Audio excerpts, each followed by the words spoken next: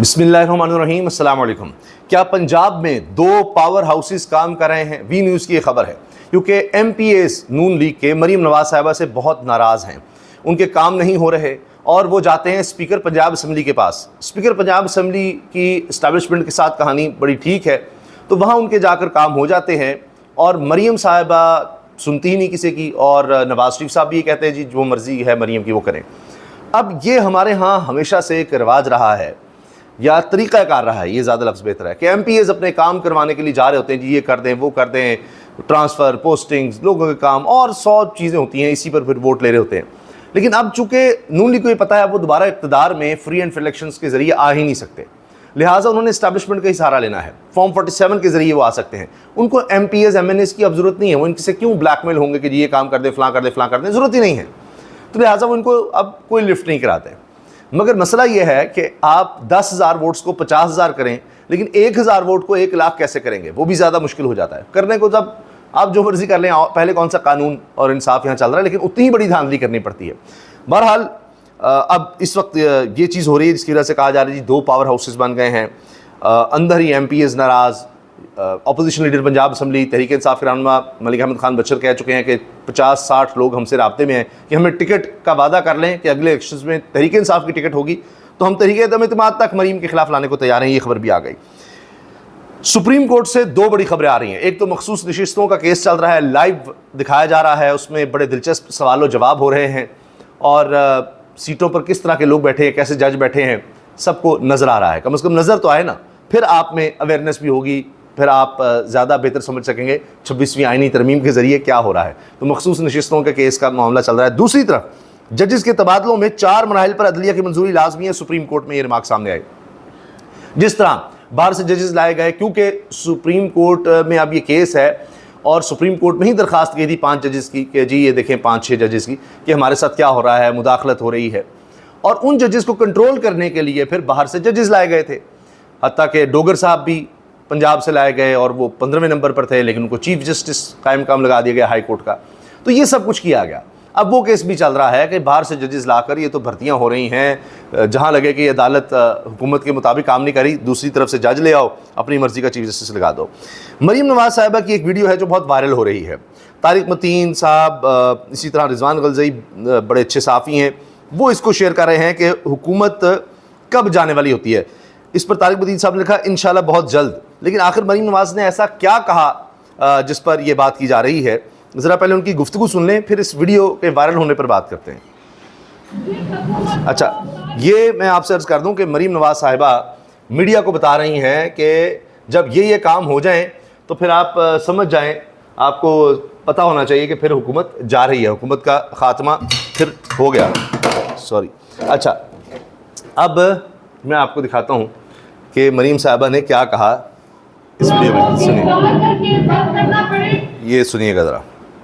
جس حکومت کو جلسوں کو بند کرنا پڑے، جس حکومت کو آوازوں کو بند کرنا پڑے، جس حکومت کو راستوں کو سڑکوں کو بند کرنا پڑے، اس حکومت کے دن انشاءاللہ گنے جا چکے، وہ حکومت لڑکھڑا رہی ہے اور کافی راتوں۔ جس حکومت کو سڑکیں بند کرنا پڑیں، جس حکومت کو احتجاج روکنے پڑیں، انشاءاللہ وہ حکومت جا رہی ہے۔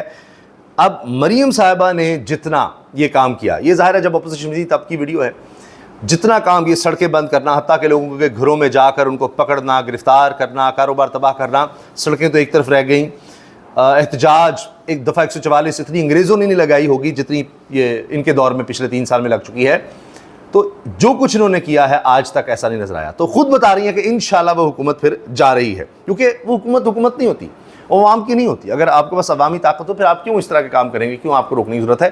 عمران خان کے دور میں تو فضل الرحمان صاحب نے آ کے دھرنا دے رہا تھا، ان کو فیسیلیٹیٹ کیا گیا، یہ مہنگائی کے خلاف لانگ مارچ کرتے تھے، اسلام آباد تک پہنچتے تھے، کوئی نہیں روکتا تھا، پھر یہ خود واپس چلے جاتے تھے۔ وہ تو پھر باجوہ صاحب کے ساتھ جو کچھ کیا، سارا کچھ ہوا، ان کو پتا تھا، وہ صرف دکھانا تھا، کہانی تو کچھ اور بنی ہوئی تھی، وہ پھر سب کے سامنے آ گئی وہ رجیم چینج کا سارا معاملہ۔ تو اس ویڈیو پر طارق متین لکھتے ہیں انشاءاللہ۔ رضوان غلزئی نے بھی ویڈیو شیئر کی، کہتے ہیں جس حکومت کو کارکنوں کو گرفتار کر کے بند کرنا پڑے، جس حکومت کو جلسوں کو بند کرنا پڑے، جس حکومت کو آوازوں کو بند کرنا پڑے، جس حکومت کو سڑکوں کو بند کرنا پڑے، اس حکومت کے دن گنے جا چکے ہیں۔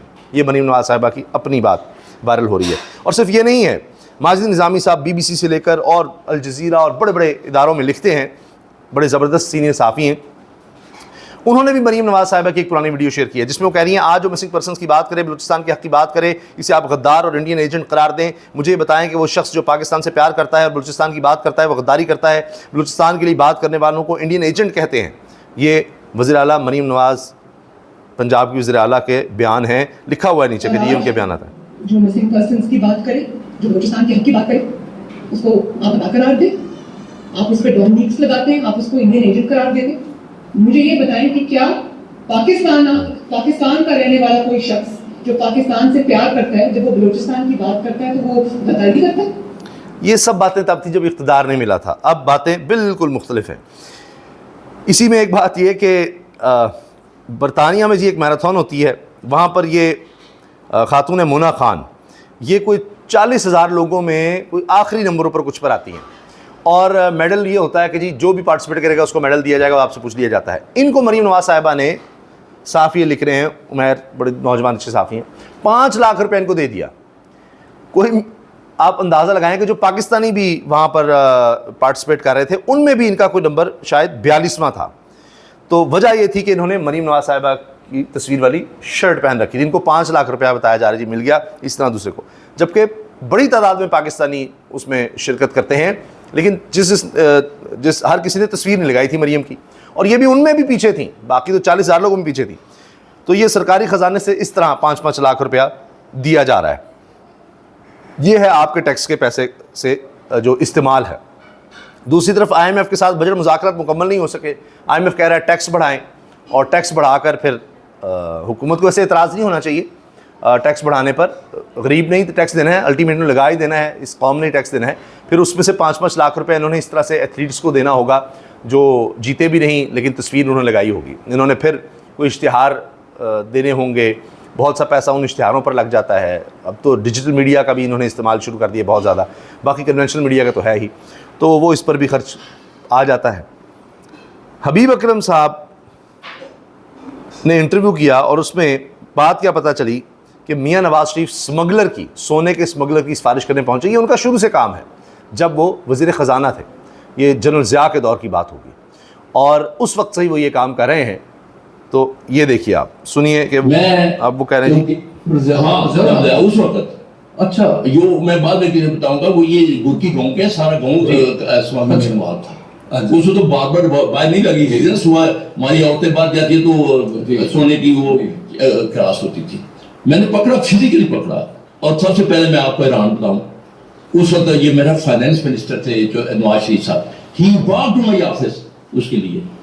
अच्छा रेंजर एएसटी कमांडेंट था, एंटी स्मगलिंग कह रहे एंटी स्मगलिंग का मैं कमांडेंट था, तो मियां नवाज़ शरीफ वज़ीर ख़जाना थे और स्मगलर को बचाने के लिए मेरे पास तक आ गए। तो ये पास्ट से ही काम चल रहा है, ये पुराना अंदाज़ है, तरीक़ा वारदात है। इजाज़त दीजिए, अल्लाह हाफ़िज़।